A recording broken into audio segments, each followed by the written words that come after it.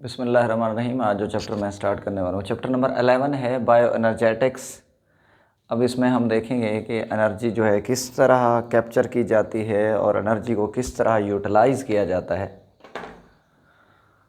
उसमें देखें, मैं बात फोटोसिंथेसिस के हवाले से स्टार्ट करूँगा। पहली बात है कि फ़ोटोसिंथेसिस क्या है। ये ऐसा प्रोसेस है जिसमें आप जानते हैं कि inorganic and energy poor compound, ये देखें ये इनऑर्गेनिक हैं और एनर्जी पुअर हैं, मतलब इनमें CH बॉन्ड नहीं है, ये एनर्जी पुअर हैं। जिनके अंदर CH बॉन्ड होता है वो एनर्जी रिच होते हैं। विद द हेल्प ऑफ देखो एनर्जी सनलाइट कह लें, विद यूजिंग द क्लोरोफिल जी are converted are reduce to form the energy rich organic compound. This is called photosynthesis. जी ये इनऑर्गेनिक कंपाउंड है, ये भी इनऑर्गेनिक है, ये भी एनर्जी पुअर है, ये भी एनर्जी पुअर है। और ये ऑक्सीडाइज कंपाउंड ऑफ कार्बन है, ये ऑक्सीडाइज कंपाउंड ऑफ हाइड्रोजन है। ये कन्वर्ट होते हैं, रिड्यूस होते हैं to form the energy rich organic compound. This is called the photosynthesis. अगर इस फोटोसिंथेसिस को रिएक्टेंट और प्रोडक्ट के हवाले से चेक करें तो देखें ये चीज़ें जो हैं रिएक्टेंट हैं, कार्बन डाइऑक्साइड है, इसी तरह आमतौर पे वाटर है। ये वाली चीज़ें आप देख रहे हैं, ग्लूकोज है, ऑक्सीजन है और वाटर है, ये प्रोडक्ट हैं। लेकिन हैरानगी वाली बात है कि यहाँ वाटर रिएक्टेंट भी है, वाटर प्रोडक्ट भी है। इसका मतलब है कि जब वाटर यहाँ प्रोड्यूस होगा वो प्लांट को हासिल नहीं होगा, क्यों कि वो दोबारा इस प्रोसेस में यूटिलाइज हो जाएगा। तो इसलिए इस इक्वेशन को हम सिंप्लीफाई यूं भी लिख सकते हैं जी, ये एनर्जी है,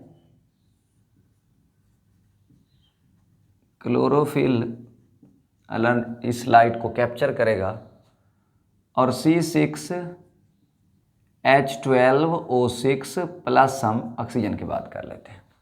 अब देखें यहाँ जो रिएक्टेंट हैं ये वाले कार्बन डाइऑक्साइड जी, इसी तरह वाटर है, एनर्जी है, और ये वाले प्रोडक्ट हैं, ग्लूकोज है और ऑक्सीजन है।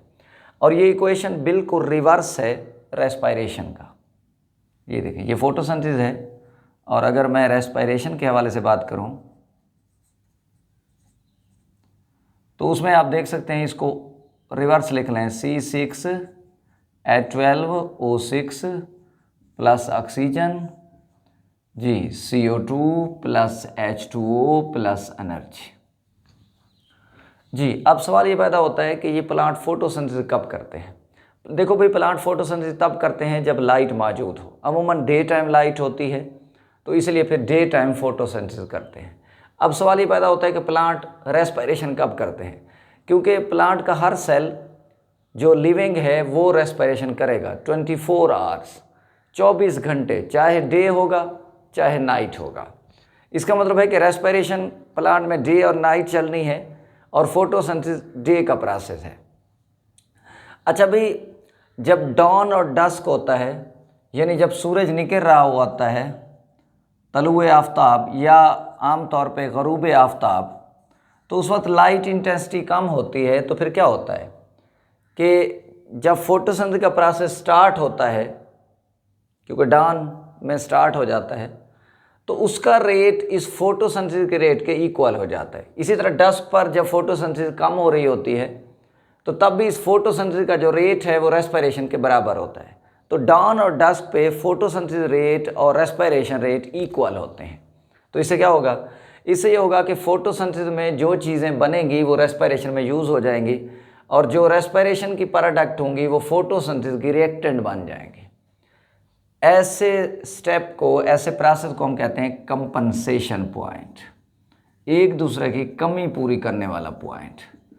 तो कंपनसेशन पॉइंट क्यों होता है, क्योंकि रेट ऑफ फोटोसिंथेसिस इक्वल हो जाता है रेट ऑफ फोटोसिंथेसिस के। ऐसे पॉइंट पे ना प्लांट आउटर एनवायरनमेंट से कोई गैसेस एक्सचेंज करता है, यानी ना उससे कोई कार्बन डाइऑक्साइड या ऑक्सीजन वगैरह लेता है, और ना ही कोई चीज़ें उसे देता है। अपने ही प्रोसेस से एक दूसरे की कमी को पूरा किया जाता है। तो that is called the compensation point. और ये होता हर वक्त नहीं है, ये डाउन और डस्क पे होगा, ठीक है। फिर डाउन और डस्क पे तो रेट ऑफ फोटोसिंथेसिस इक्वल रहा, प्लांट के स्टोमेटा जो है बंद रहे, इसी वजह से बाहर से उन्हें चीज़ें लेने की ज़रूरत नहीं रही। अंदर से जो आमतौर पे प्रोडक्ट फोटोसिंथेसिस के बन जाते थे वो रेस्पिरेशन में यूटिलाइज हो जाते थे, जो रेस्पिरेशन के बन जाते थे वो फोटोसिंथेसिस में यूटिलाइज हो जाते, यानी एक रिएक्शन के जो प्रोडक्ट हैं वो दूसरे रिएक्शन के रिएक्टेंट बन जाते थे। अब देखें जून जून दिन आगे बढ़ेगा, सूरज आमतौर पे हीट ज़्यादा प्रोड्यूस करेगा, तो रेट ऑफ फोटोसिंथेसिस इंक्रीज़ हो जाना है। जब ये रेट ऑफ फोटोसिंथेसिस इंक्रीज़ हो जाएगा तो there is the more production of glucose and oxygen. Glucose तो लाजिम बात है फिर कन्वर्ट होता जाएगा स्टार्च में या एंड अदर कंपाउंड। अब ये जो ऑक्सीजन है अब ये रेस्पिरेशन में भी यूज़ हो रही होगी, लेकिन ये ज़्यादा है, इसलिए फिर आउटर एनवायरनमेंट में ये सिक्रीट हो जाती है, रिलीज़ हो जाती है। तो प्लांट इसलिए डे टाइम ऑक्सीजन को रिलीज़ कर रहे होते हैं क्योंकि ये ऑक्सीजन उनकी ज़रूरत से ज़्यादा होती है, यानी वो रेस्पिरेशन में भी इस्तेमाल कर रहे हैं। अब देखें जब आम तौर पे डे होगा तो इस तरह ये बात होती रही कि रेट ऑफ फोटोसिंथेसिस ज़्यादा रहा रेस्पिरेशन से, तो प्लांट को बाहर से कार्बन डाइऑक्साइड भी मोर चाहिए होगी क्योंकि रेस्पिरेशन वाली कम हो जाएगी, तो इसलिए फिर स्टोमेटा बाहर से कार्बन डाइऑक्साइड भी लेंगे, सॉइल से वाटर भी और लेंगे। हालांकि ये प्रोड्यूस हो रहा है, ये भी यूटिलाइज होगा, लेकिन उन्हें और चाहिए।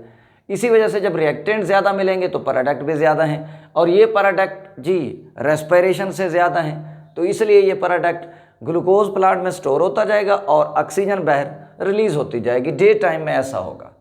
जब देखो नाइट होगी तो फिर आप देख रहे हैं कि ये फोटोसिंथेसिस का प्रोसेस नहीं होगा, अब रेस्पिरेशन का प्रोसेस होगा, यानी अब बिल्कुल प्लांट हमारी तरह हो गए हैं कि अब देखें जो ग्लूकोज उन्होंने बनाया हुआ था अब रात को ऑक्सीजन बाहर से लेंगे क्योंकि अब फोटोसिंथेसिस ऑक्सीजन नहीं ले रही।